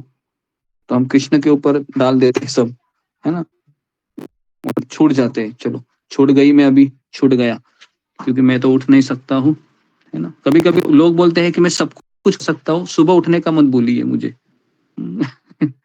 लेकिन कि मैं अपना उदाहरण दे रहा हूँ कि मैंने कभी 18 साल, 19 साल, 20 साल में कभी 4 बजे तो नहीं उठा हूँ, मैं 7-8 बजे उठता था। लेकिन इस्कॉन में आ गए तो एक पता चला कि सुबह उठना ही चाहिए। तो फिर हम सोचा, उठते गए। जहाज में भी हम थे, अकेले थे जहाज में भी 8-10 साल, लेकिन एक नियम बनाया था सुबह 4 बजे उठने की। 8 बजे हमारी ड्यूटी लग जाती थी उधर, है ना। और फिर 4:30 बजे, 4 बजे, कभी आधा पौन घंटा ऊपर नीचे भी होता था, ऐसा नहीं 4 बजे। लेकिन 4:30 बजे तो हम उठकर माला हाथ में लेकर ही प्रभुपाद जी का टेप लगाते थे और उसके 16 माला करते थे। तो और जब माला होते है ना सुबह, तो आप देखो एक अजीब सी एक अनुभूति आती है, सुंदर। कितने लोगों ने वो अनुभव किया है? जैसे माला होती है तो, है ना, आपको एक ऐसी एक सेटिस्फेक्शन मिलता है कि हाँ कुछ तुम्हें किया, है ना। एक ऐसा सेटिस्फेक्शन मिलता है ना, जो आपको दिन भर दौड़ने के लिए पर्याप्त होता है ना। तो वो सेटिस्फेक्शन अगर हम नहीं लेंगे तो हम फ्रस्ट्रेट हो जाएंगे, क्योंकि जिसने भक्ति का मजा चखा है और बाद में वो नहीं चखेगा ना, तो आत्मा उसके लिए लालायित रहता है। और फिर हम डिप्रेशन में जाते हैं, सोचते हैं कि भक्ति क्यों नहीं हो रही है। भक्ति इसलिए नहीं हो रही है कि आप मार्गदर्शन नहीं ले रहे हो, और दूसरा आप आलसी बन गए हैं। हमें आलसी नहीं बनना है, सुबह बराबर है ना। अगर किसी को कहा जाए कि सुबह 4 बजे लॉगिन करेंगे तो आपको 5 मिलेंगे महीने की तनख्वाह, तो शायद कोई लोग शायद आ भी जाएंगे। क्या लगता है? तनख्वाह मिले तो शायद आ जाएंगे। 4 बजे लॉगिन करेंगे, 50,000 मिलेंगे, किसके? जपा करने के 16 माला। मुझे लगता है कि कल 80 के 80 लोग आएंगे जो अभी दिख रहे हैं, है ना। आएंगे कोई वो गुरुजी। चांस छोड़ेगा नहीं। मेरे भी आ जाएंगे गुरुजी। तेरे पति भी आ जाएंगे उनके लॉगिन करके, है ना।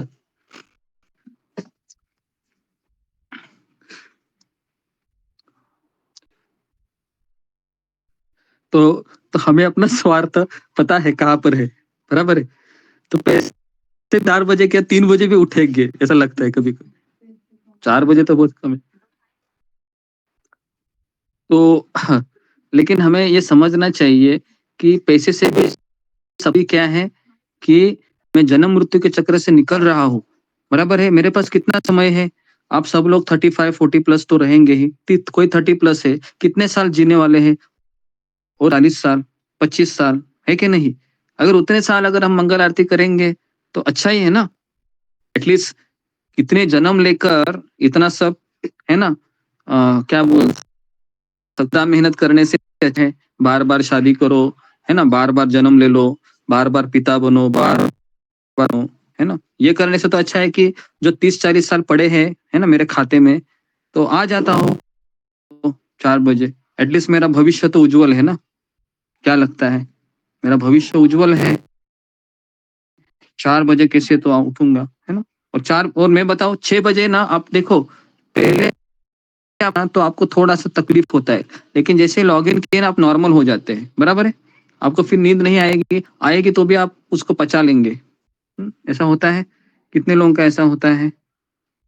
को रेज कीजिए, पहले उठने में तकलीफ होती है, लेकिन जैसे ही आप लॉगिन किए, कुछ भक्त इतने स्मार्ट होते हैं कि लॉगिन करके जपाटक सुन के भी चले जाते हैं सोने के लिए। सोचते हैं कि जपाटक सुन लिया मतलब आधा काम मेरा हो गया, आधी लड़ाई जीत ली, अभी जरा मैं सोने जा रही हूँ, है ना, बाद में करेंगे, 6 बजे आएंगे, है ना। ऐसे भी तो ऐसा नहीं करना चाहिए।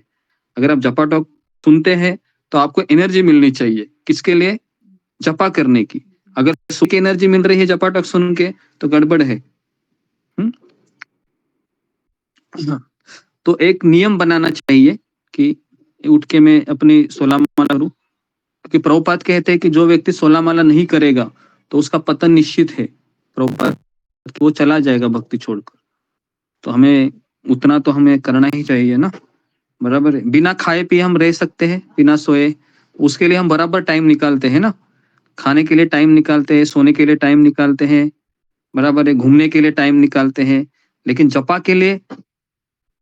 करने के लिए हम टाइम नहीं निकालते। सोचते हैं कि है ना, थोड़ा ना, कितने दिन जपा करेंगे, जिंदगी भर जपा ही तो करना है। तो ऐसा सोचकर वो कई लोग कहते हैं कि हम जपा करते हैं ना, किसमें करते हैं? मन में करते हैं, माला नहीं कभी लेंगे हाथ में, कहते हैं मन में जपा करते हैं। तो एक भक्त बता रहे थे कि मैं मन में जपा हमारा करता हूँ। तो फिर उनको कहा कि माला क्यों नहीं करते हो? तो बोलते हैं कि माला में शर्म आती है। तो काउंटर ला के दिया, तो दिन भर में उन्होंने देखा कि कितना हुआ था, 285 हुआ था, मतलब 2 माला ही कर पाए वो, है ना, दिन भर में। तो इसके लिए ये समझना बहुत जरूरी है। जो लोग मन में भी जप करते हैं उनको समझना चाहिए सबको कि माला लेके ही करनी चाहिए, और माला नहीं करेंगे तो फिर हमारा ये गीता सुनकर भी परिवर्तन नहीं होगा। गीता सुनकर हमें मोटिवेशन मिलना चाहिए कि मैं माला करूं, भगवान का नाम का जाप करूं, इस तरीके से। हरे कृष्ण गुरु जी इसमें एक बता दीजिए, जो लोग ऐसे बोलते हैं कि हम मन में भगवान का नाम लेते रहते हैं, तुम लोग माले में जप करते हो, तो इसमें माला में क्या अंतर है और जो मन में हम लेते हैं उसमें क्या अंतर है? माला हाथ में लेने से उसमें क्या हो रहा है? ऐसा जो पूछते हैं तो उनको क्या जवाब दूं? नहीं, माला हाथ में ले, उनको लगता है, उनको कहने का कि हमारी सारी इंद्रिय है वह नाम जप करते समय हमारा हाथ है ना, वो माला को स्पर्श होना चाहिए, आंखें भगवान के सामने होनी चाहिए, कानों में भगवान के मंत्र होने चाहिए, है ना, मुंह में भगवान का नाम होना चाहिए। तो अगर हमारा माला में स्पर्श, उनको कहने का, जब हम देखो ये साइंटिफिक रीजन है, जब हम माला को हाथ को स्पर्श करते हैं ना, उस उंगली को, तो उस उंगली की जो नाड़ी होती है ना, उसका ब्रेन के साथ कनेक्शन होता है दिमाग से। तो इसके लिए वो हम जब हाथ में लेते हैं ना माला, तो हमारा जो मन है ना, तुरंत वो उसमें लग जाता है, आकर्षित हो जाता है। तो ये भी एक कारण बता सकते हो। ओके जी ओके, तो यहाँ पर मैं रुकता हूँ, थोड़ा सा तात्पर्य हम बाद में लेंगे। किसी का कुछ प्रश्न है तो पूछ सकते हैं, ऊपर अभी हमने चर्चा की। जी ओके, सात्विक परम। हरे कृष्णा गुरु जी, दंडवत प्रणाम। सभी प्रभु जी, माता जी का दंडवत प्रणाम। गुरु जी, मेरा प्रश्न था कि जो भगवान श्री कृष्ण और प्रभु रामचंद्र है, क्या वो दिखने में एक जैसे दिखते थे? मतलब हमने फोटोज में भी देखा है कि दोनों नीले रंग के दिखते थे, तो रियलिटी में तो क्या एक जैसी शक्ल है या फिर अलग अलग है थोड़ा बहुत? नहीं, राम जी का वर्णन शास्त्रों में लिखा है। राम जी हरे कलर में थे, ग्रीन कलर था राम जी का। ओके, ग्रीन कलर था। अभी जो मूर्ति को इंस्टॉल किया है वो कौन से कलर की है अयोध्या में? Black type. ब्लैक कलर की है जी। तो शास्त्रों में वह राम है, वो नील हरा वर्ण था उनका, ग्रीन कलर में थे। और भगवान कृष्ण का वर्ण कौन सा है? श्याम वर्णीय है, काले है। काले मतलब इतने काले नहीं है। जैसे एक बार प्रभुपाद जी अफ्रीका में प्रवचन दे रहे थे और प्रभुपाद जी ने कहा कि कृष्ण काले है, तो सारे अफ्रीकन लोग खड़े हो गए और जोर जोर से चिल्लाने लगे। वहाँ हम मतलब एक तरीके से कृष्ण में, हाँ है ना, कृष्ण हमारे बिरादरी के है। तो प्रभुपाद जी को समझ में आया कि इनके मन में क्या चल रहा है। तो प्रभुपाद जी फिर बोले कि Krishna is black but not like you. Krishna काले लेकिन तुम्हारे जैसे काले नहीं है। तो कृष्ण काले हैं, लेकिन कृष्ण का कालापन भा जाता है सबको, है ना। श्याम वर्णी जैसे ही देखते हैं तो ऐसा लगता है कि देखते ही रहो कृष्ण को। कृष्ण की आंखें बहुत सुंदर है ना। तो इस तरीके से कृष्ण और राम है, रूप में फर्क है दोनों के। नेक्स्ट अशोक चावला। जी गुरु जी, मेरे क्वेश्चन माला के बारे में है। हाँ बोलिए ना। कोई सुस्ती नहीं गुरु जी, सुबह 3:25, 3:15 बजे, 3 साढ़े 3 बजे नींद आराम से खुल जाती है और सुस्ती भी नहीं, एकदम से उठ जाते हैं। हाँ, पर गुरु जी कोशिश करने के बाद भी ना 8 माला के बाद थोड़ी झपकी आने लगती है जी। फिर मैं उसके 2 राउंड में घूम के करता हूँ, फिर नॉर्मल। हाँ, रहती है। कोशिश करने के बाद भी कोशिश होती है अभी नींद ना आए। जी, प्रार्थना भी करता हूँ परमात्मा नींद ना आए। जी, जी, जी। और पानी भी पीता हूँ, पर जी, 8 जी। माला के बाद थोड़ी-सी झपकी आती है, फिर मैं उठ के थोड़ा टहलता हूँ, 2 राउंड करता हूँ, फिर मैं करता हूँ। ये क्यों गुरुजी? हाँ, ठीक है, बहुत अच्छा है। 8 किसी का 8 में झपकी आती है, किसी को 6 में आती है, किसी को 4 में आती है ना? किसी को माला उठाने के बाद ही आती है। पता है आपको? सब अच्छा रहता है। एक स्कॉलर के वक्त बता रहे थे, किसी को नींद नहीं आ रही है ना तो माला ले लो हाथ में, है ना? अच्छे से नींद आएगी आपको। पर क्या किया जाए गुरुजी? नींद ना आए। बहुत कोशिश होती है, प्रार्थना भी होती है, मन भी लगता है, हाँ, ये कि सामने कृष्ण जी का विग्रह है, उनके ऊपर मेरी दृष्टि होती है, और फिर भी 8 माला के बाद कुछ ना कुछ होता ही है। नहीं, देखिए एक चीज़ समझ में आना चाहिए हमें कि हम साधक हैं। साधक का अर्थ है कि 16 माला में एक तो झपकी उसको लगेगा ही लगेगा, है ना? अगर उसका मन लगेगा, इसका अर्थ क्या है फिर? अशोक चावला प्रभु शुद्ध भक्त बन गए। अंडरस्टैंड? आपको एक भी झपकी नहीं लग रही है, मतलब आप शुद्ध भक्त बन गए। आपका मन भगवान में लगने लगा। तो भगवान हमें कुछ तो सिग्नल देंगे ना कि आप बजीव हो या साधक हो। तो फिर ये बीच में 1-2 झपकी आने के बाद हमें पता चलता है कि मैं कितना पानी में हूँ करके, है ना? मतलब इतना उठने के बाद, श्रवण करने के बाद भी मेरे भीतर कितने अनर्थ हैं। हाँ, तो इस तरीके से हम इसको लेते हैं। तो प्रयास बराबर कर रहे हैं, उठना तो चाहिए ही जब नींद आती है तो। कुछ भक्त है वो हम देखते हैं कि कैमरे के सामने कि सोते ही रहते हैं, है ना? तो वो गलत है। हमें उठना चाहिए बेसिकली। जो आप कर रहे हो वो सही कर रहे हैं, है ना? ये अपराध तो नहीं गुरुजी? नहीं, अपराध नहीं। अपराध कब होता है पता है क्या? कि नींद आने के बाद आप माला रखने के लिए जाते हैं ना, तो अब अपराध होता है।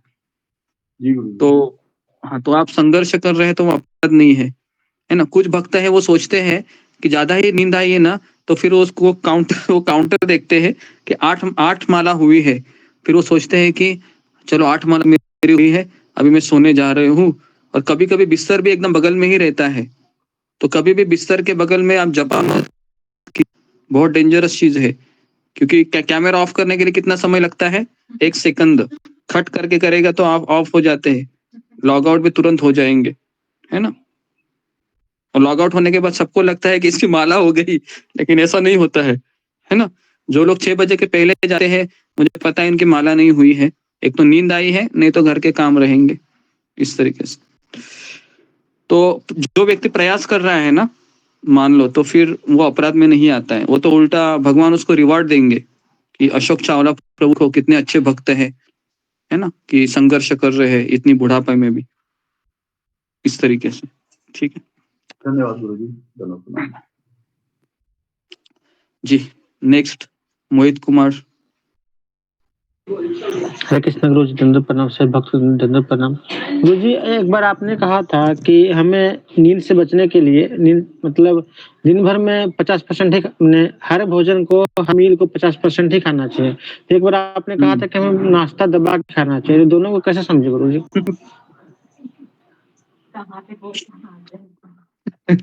खाने की हो गई, ठीक है। सुनिए, तो जब ब्रेकफास्ट हमको हेवी इसलिए करना चाहिए क्योंकि हेवी ब्रेकफास्ट के बाद हम काम करने जाते हैं ना दोपहर में, सोने तो जाते नहीं है, बराबर है? और रात को क्या दबा के खा लिया तो फिर ऐसी नींद आती है कि सुबह उठ नहीं पाते हैं। तो इसके लिए रात को लाइट खाने के लिए बताया गया है ना? खिचड़ी खा के सो जाइए करके, है ना? लेकिन कुछ कुछ परिवार में फिर हंगामा होता है कि पहले से पतले हो रहे हैं और तपस्या करोगी तो पता नहीं हॉस्पिटल के खर्चे मुझे ही भरने हैं फिर, तो उनको टेंशन आने लगता है। फिर वो बोलता है खाओ भाई, खाओ खाओ, है ना? मैं उठाऊंगा शायद, खाती रहो खाते रहो। तो खास करके हस्बैंड लोगों को ज्यादा टेंशन होता है इसका कि अगर पत्नी किसी की तपस्या ज्यादा करती है तो, क्योंकि खर्चा किसको करना है? हॉस्पिटल का, उसको ही करना होता है ना। तो इसके लिए ये सब जो है ना अनाउंसमेंट नहीं किए जाती है, मैं खिचड़ी खा रही हूँ कल से, तो ऐसा नहीं बोलना चाहिए, है ना? छुप के खा लीजिए और कहा कि मैंने पेट भर के खा लिया। ओके, इस तरीके से हमें अपने आप को थोड़ा सा सुरक्षित रखना चाहिए। दोपहर को भी गुरु जी हल्का खाना चाहिए? दोपहर को आप अच्छे से खाइए, सुबह से खाइए, रात को केवल आप थोड़ा सा लाइट खाइए। लेकिन मुझे लगता है तुम जवान हो, तुम ये सब फॉलो मत करो, है ना? तुम जवान हो, थोड़ा सा खाते रहो, ये उन लोगों के लिए है जो एटलीस्ट 35-40 क्रॉस किए हैं, है ना। 40 के प्लस डाइजेस्टिव सिस्टम घटने लगता है हमारा, है ना। तुम तो जवान हो, तो मुझे लगता है तुम पेट भरने के बाद भी उठना चाहिए 4 बजे। ओके जी, बहुत अच्छा बोला। Okay next Anjali Singh. हरे कृष्ण। हाँ ठीक।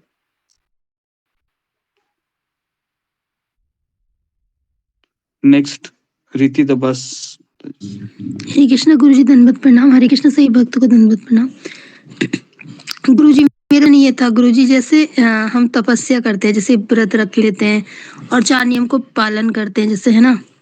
तो गुरुजी लेकिन इतनी तपस्या कर लेते हैं, लेकिन एक कोई ना कोई छोटी सी गलती हो जाती है और उससे उससे फिर सारा कुछ बेकार सा ही हो जाता है। उसका क्या करें, कैसे करें गुरुजी? चाहे खाने की चीज हो चाहे कुछ हो, तो एकदम से मुंह में दे लेना या कुछ भी, तो इतनी तपस्या करते हैं तो फिर वो जीरो हो जाती होगी गुरुजी ऐसे तो। ओके, कितने लोगों का ऐसा हुआ है कि आपने गलती से प्याज लहसुन खा लिया हो? फिंगर को रेज कीजिए कि आपको पता नहीं चला है और खाने के बाद ऐसा लगा, फिर किसी ने बता दिया अरे इसमें तो प्याज लहसुन था, और आप खा गए और फिर आपकी आंखें जगन्नाथ की जैसे हो गई कि मैंने किसी का किया जैसे, है ना, मर्डर किया। प्याज लहसुन नहीं खाया गुरुजी, प्याज लहसुन तो नहीं खाया, तुम्हारे बाहर लिए नहीं का बोल खाना। रहा हूँ, तुमको बोल रहा हूँ मैं, है ना। मैं केवल एक एग्जांपल दे रहा हूँ। ओके जी, ओके जी। तो करीबन 10-11 लोग हैं। ओके जी, तो देखिए ऐसा कभी कभी हो जाता है ना, तो इतना अपने आप को कोसिए मत, है ना। ठीक है, भगवान से प्रार्थना कीजिए कि मेरी गलती हो गई, मुझे क्षमा करे करके, है ना। और 2-3 निष्ठा कर लीजिए और शांत रहिए, और इतना घर में हंगामा मत कीजिए। कभी कभी लोग हंगामा करते हैं कि इसके कारण मेरा व्रत टूट गया, अभी मैं इसको भस्म करूंगा, भस्म करूंगी। तो ऐसा ऐसा मत कीजिए, ठीक है। हाँ, शांत रहिए। छोटी छोटी चीजें वो हो जाती है ना। फैमिली है तो प्याज लहसुन वाला, आपको भूख लगा और कोई नहीं वहां पर, है ना, और आपने उसको खा लिया, और खाने के बाद फिर, है ना, वही लगा, अरे तुमने प्याज लहसुन वाला खा लिया, अरे फिर हम उसके ऊपर टूट जाते हैं ना, आते हैं, तुमने मुझे बताया नहीं, ये नहीं वो नहीं। तो ऐसा नहीं करना चाहिए। तो छोटी छोटी गलतियां मान लो कुछ होती भी है तो ठीक है, तो नेक्स्ट टाइम नहीं, थोड़ा अलर्ट होना चाहिए, लेकिन उसका इतना बड़ा वो ये नहीं करना चाहिए, तमाशा खड़ा नहीं करना चाहिए। तो ये मुझे कहना था। ठीक है, धन्यवाद गुरुजी। ओके, और किसी का? जी, मीनाक्षी रावत। हरे कृष्णा गुरुजी। गुरुजी कल आपने सेवा के बारे में बताया था कि जब हमारी कथा चलती है भागवतम में, भगवत गीता, तो हमें कथा को छोड़ के सेवा के लिए नहीं जाना चाहिए। तो गुरुजी जैसे भी जगन्नाथपुरी में भी या फिर कोई भी फेस्टिवल होता है, तो जैसे राधानाथ स्वामी महाराज या किसी और का द्वारा मतलब ऐसे वो होता है, कथा होती है, और कुछ डिवोटी होते हैं जो भक्तों के लिए खाना बना रहे हैं या गुरु के लिए, या यात्रा के दौरान भी हम ये चीज देखते हैं कि गुरु कथा कर रहे हैं और हमें गुरु के लिए कुछ लेना है, या जो भक्त बैठे हैं उनके लिए कुछ चीज वो करनी है, तो उस टाइम उठना है। तो उस समय क्या करना चाहिए गुरुजी, क्योंकि वो तो जरूरी होता है ना। तो उस टाइम हम कैसे सेवा और इस चीज को करें? देखो, पहली सेवा होती है कि अगर कोई व्यक्ति प्रवचन दे रहा है तो उधर सुनना, ये पहली सेवा है ना। और वो जो चीजें है वो हम बाद में भी कर सकते हैं, क्योंकि प्रवचन तो दिन भर नहीं होते हैं, 1 घंटा ही होती है। तो उसके आगे पीछे जब समय रहता है उस समय वो चीजें कर सकते हैं। ठीक है जी। नेक्स्ट ममता पाल। हरे कृष्ण गुरुजी दंडवत प्रणाम। गुरुजी नमक के बारे में पूछना था। हम तो सिंधा नमक में पकाते हैं घर में, भगवान का भोग सभी जन खाते हैं, और इस्कॉन मंदिर में जो है वो सिंधा नमक से पकाते नहीं। वो उधर के माता जी हमारे घर में 2 आए थे, तो उन्होंने बताया था नॉर्मल नमक जो हम पहले खाते थे उसी नमक में भोजन पकाते। तो उधर प्रसाद खा सकते बोल रहे चलता है, और उधर का इस्कॉन मंदिर में अगर चलता है तो घर में क्यों नहीं चलता है? तो क्या करें फिर? मैं मुझे वो डाउट। नहीं, देखिए, पहले तो अगर हम अपने घर में, पहले अपने घर से शुरू करता हूँ। घर में सैंधव नमक नहीं भी रहेगा तो इतने हमको नियम नहीं बनाने चाहिए कि उससे हमारा जीवन बहुत कठिनाई में हो। नॉर्मल नमक भी हम भोजन कर सकते हैं। केवल एकादशी के दिन सैंधव नमक चलता है। और अगर इस्कॉन मंदिर में अगर आपको प्रसाद मिल रहा है तो आंखें बंद करके लीजिए। वहां पर हम सवाल नहीं पूछ सकते हैं कि इसमें क्या डाला है, उसमें क्या। अगर डालेंगे तो फिर मैं ऐसे ही गया था इस्कॉन मंदिरों में, तो मुझे थोड़ा सा अजीब टेस्ट लगा। तो मुझे इतना बड़ा डांट दिया कि तुम इस्कॉन मंदिर में आकर ये सवाल पूछ रहे हो, इसमें कुछ है क्या?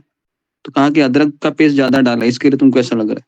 तो ऐसा उन्होंने मुझे कहा, है ना। तो हमें इस्कॉन मंदिर में तो आंखें बंद करके लेना चाहिए और ये बोलना नहीं चाहिए कि यहाँ इसमें क्या है उसमें क्या है, लेकिन हम अपने घर में हम कोई भी नमक है यूज कर सकते हैं।